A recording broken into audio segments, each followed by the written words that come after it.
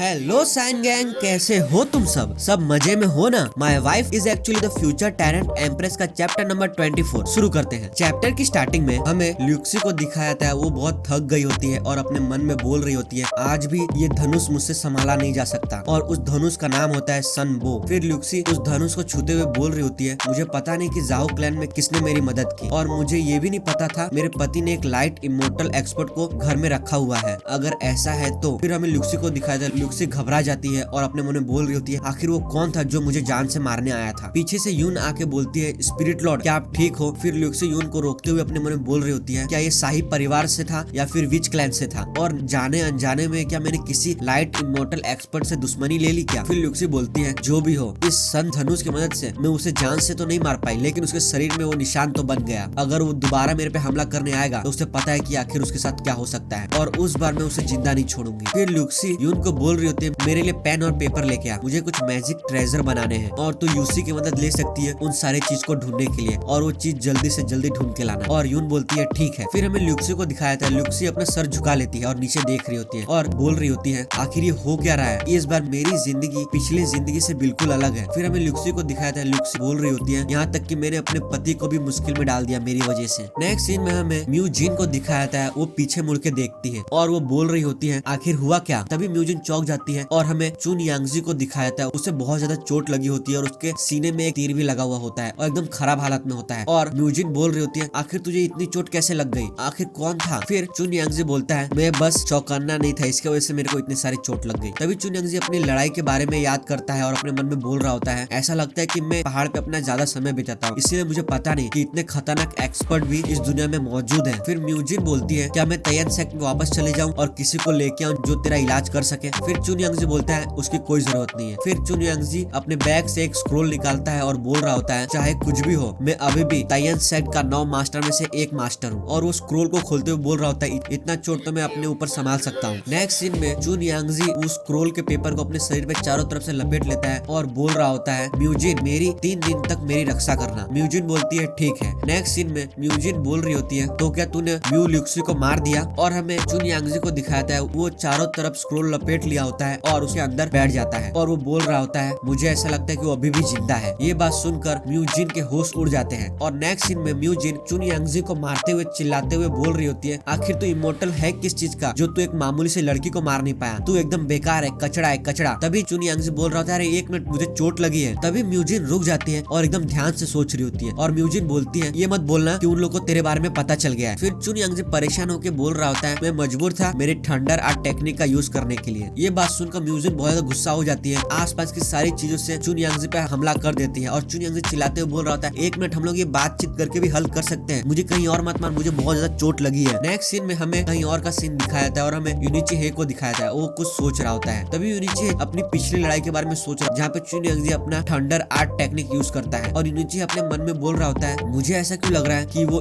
तायन sect का immortal है और उसने बिल्कुल ग्रेट थंडर धर्मा की तरह थंडर टेक्निक यूज किया। और दूसरी तरफ वो मुखौटे वाला आदमी। फिर यूनिची अपने हाथों को देखता है, उसका हाथ कांप रहा होता है और अपने मन में बोल रहा होता है, उसके बस एक मामूली हमले से मेरा हाथ इतना कांप रहा है। तभी यूनिची हे को कोई पीछे से बुलाता है और वो 5वां राजकुमार रुयान होता है। वो यूनिची हे को बोल रहा होता है, क्या तुझे कुछ पता है कि आखिर वो दोनों थे कौन। फिर यूनिची हे बोल रहा होता है, मुझे नहीं पता, मैं एकदम बेकार हूँ जो मुझे उन लोग के बारे में पता नहीं चल पाया, लेकिन आपको कुछ पता है क्या 5वें राजकुमार और लॉर्ड ज्यूगो। तभी रुयान बोलता है, उस समय मैं उन लोग से बहुत दूर था और मैं बस उन लोग की बस एनर्जी को देख पा रहा था, एक दूसरे से टकरा रही थी। फिर बेचुआन बोलती है, मैं कितने समय बाद पहाड़ से नीचे आई हूँ और मुझे पता नहीं था इस दुनिया में इतने खतरनाक एक्सपर्ट लोग हैं। फिर हमें बेचुआन को दिखाया था, वो बहुत गुस्से में होती है और बोल रही होती है, लेकिन जो भी हो, अगर अगली बार वो मुझे मिले तो उन लोग को मैं जान से मार दूंगी। और अपने मन में बोल रही होती है, आखिर उसकी हिम्मत कैसी हुई रुयान पे हमला करने की। फिर यूनिची हे बोलता है, लेकिन जैसे ही उस आदमी ने लॉर्ड ज्यूगो को देखा तभी वो 5वें राजकुमार को ढूंढने लगा और उस पे हमला कर दिया। ऐसा लगता है कि वो आप दोनों को जानता है, क्यों ना आप दोनों एक दूसरे से थोड़ी देर बातचीत करो और ये जानने की कोशिश करो कि आखिर वो था कौन, तब आपको कुछ सुराग मिलेगा। तभी रुयान बोलता है, आप बिल्कुल सही कह रहे हो। नेक्स्ट सीन में हमें बेचुआन को दिखाया था, उससे जीनू के बारे में याद आता है। जीनू के पास वो तलवार था और अपने मन में बोल रही होती है, एक मिनट, उस आदमी के पास जो तलवार था वो बिल्कुल जीनू की तलवार की तरह लग रहा है। फिर बेचुआन बोलती है, मुझे अभी याद आया, उन दोनों आदमी में से एक आदमी के पास एक तलवार था और वही तलवार मैंने ड्यूक जाहो के लड़के जीनू के पास देखा था। ये बात सुनकर यूनिची चौंक जाता है और बोल रहा होता है, क्या ये बात सच है। तभी रुयान बोलता है, एक मिनट, तलवार तलवार एक जैसी हो सकती है लेकिन आदमी नहीं, और मैं पहले ही अपनी डिवाइन आइज की मदद से उसके एनर्जी को देख चुका हूँ। वो एक मामूली आदमी है और हमारे पास तो ब्लैक टावर्स डायग्राम भी है और मैं कभी गलत नहीं हो सकता। ये सब बात सुन के यूनिची बोल रहा होता है आपकी बात में तो दम है। फिर यूनिची